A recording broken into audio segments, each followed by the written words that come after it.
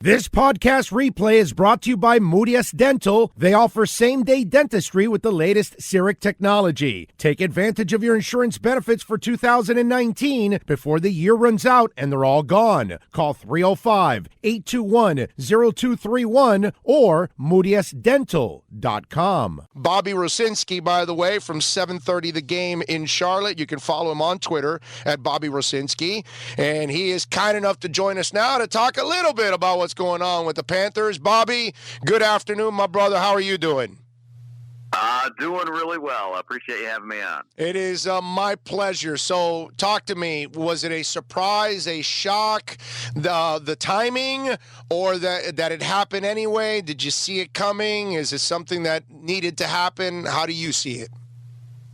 Yeah, and we can go back 2 weeks ago when the Panthers lost at home to the Atlanta Falcons in an embarrassing defeat at home. The crowd wasn't great. Obviously, it filed out in the second half of that game against Atlanta, and then David Tepper the next day, of course, the owner of the Panthers, has a sit-down with the local media for about an hour and saying he won't, stand for mediocrity, which I think is a fair word to describe the Panthers over 25 years when you talk about a franchise that has never had back-to-back winning seasons. So you knew then the pressure was probably going up a bit. The outlier here was Cam Newton and his health, of how much you were going to hold that against this coaching staff. And then, they bounced back the next week, probably should have beat the New Orleans Saints into it. And then you come home and have that type of performance against the Washington Redskins. Everybody was thinking that there in the press box. Was he going to get fired right after the game? We were about at the year anniversary of Mike McCarthy getting booted by Green Bay, I believe, after they lost to Arizona in an early December game. So, surprised, no. The fact that it happened on a Tuesday and he met with the media on Monday and Ron Rivera had a press conference, I think that was a little bit surprising for everybody. But the fact that David Tepper, look, second year on the job, and you're looking at a football team that is 1-11 in its second half of the season games over last year and this year, the firing, I don't think, is a surprise to anybody around here. Is it all his fault, or is it that he's been straddled with the whole Cam issue?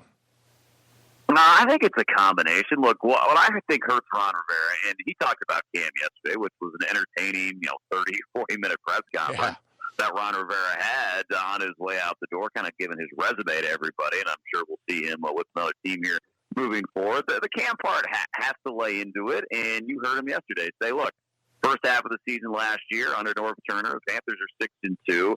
Cam wasn't the front runner or anything for MVP, but I think he was in the outlier conversation, probably tier 2.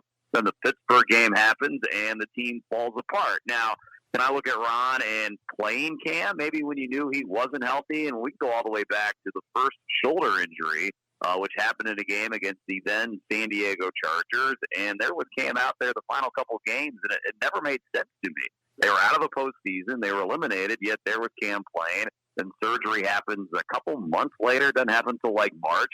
That would then impact the following year for Carolina. So there's always been drama surrounding it.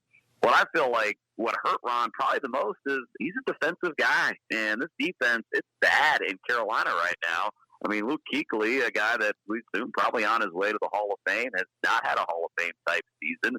The run defense, as everyone saw Sunday against Washington, a Redskins team averaging just over, I think, 85 yards. They rushed for 240 against Carolina. And it wasn't like that was just the first game that we've seen that. We've seen that pretty much throughout the year. The 49ers really embarrassed them in San Francisco early on this season. What I thought it kind of quieted the conversation was this was a defense that was getting sacks and it was getting turnovers. Well, we were playing with fire, and eventually the sacks and turnovers went away, and teams are having a field day against Carolina. So, Ron, when he took over as defensive coordinator at the end of last season, you knew when a coach does that, that's putting kind of the final stamp that he's got to turn it around. And he did. The defense is not any better. It's probably worse than what it was 1 year ago. Yeah, but when you brought up the Luke Kuechly thing, is that really Ron's fault that he's not having a good season?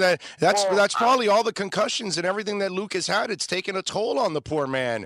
I mean, the fact that he's still playing, I think it's actually crazy that he's playing with all the concussions.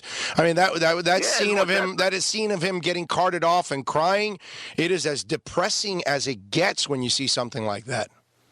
Yeah, and that's always been a topic of conversation with Luke. Is that in his head as he goes out to make a play? But I thought he bounced back the following year and played, pretty well after that. So I think the bigger question around here is that they made the switch to the 3-4 defense. So then you're relying on, Don Terry Poe, who got hurt down in New Orleans and is out for the season.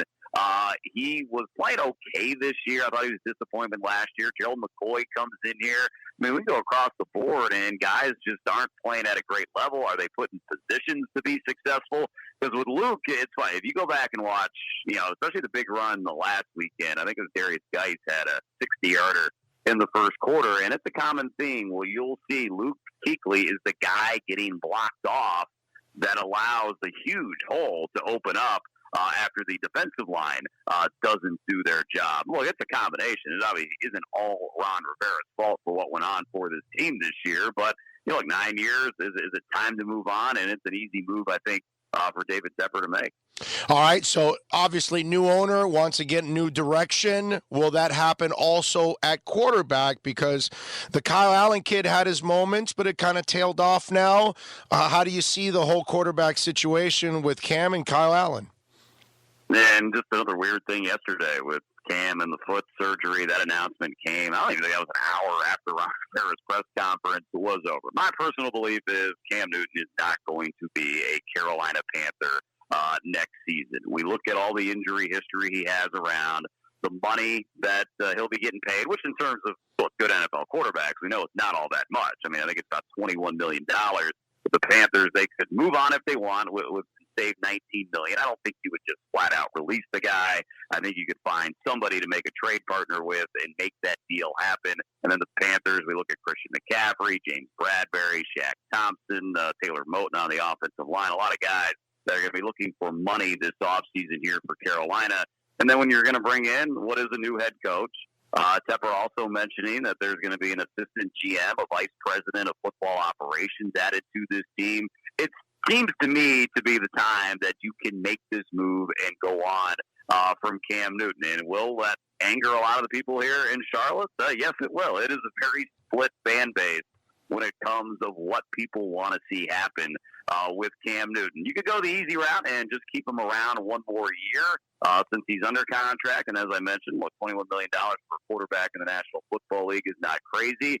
But do they really believe that you're going to then pay Cam Newton after that deal and give him a 5-year and whatever the value of a quarterback will be at that point in time? I think for this team, we'll see where they end up, and that's why losing games these last four is probably not the worst thing in the world. Help your draft stock and see if there's a quarterback there in the first round. Do they go into next year with Kyle Allen? Personally, I wouldn't be too excited about that. Will Greer, we haven't even seen touch the field this year. Maybe that happens over the last couple of games, but the quarterback it's up in the air, but my belief is Cam Newton will be somewhere else next year. Bobby Rosinski, by the way, from 7:30 The Game, joining us. You can follow him on Twitter at Bobby Rosinski. And Bobby, the other thing I think you got to ask about Cam is, do you want to go in this direction with this kind of an offense? Because Kyle Allen can't run that offense. So whenever he does get hurt, and it happens often now, sadly, with Cam, you have to change the offense again, and there's no continuity, and it just changes everything all over. So, listen, if you're going to have, what's it called, Lamar Jackson, then you have RG3 behind him, so you can kind of run the same things. That I understand.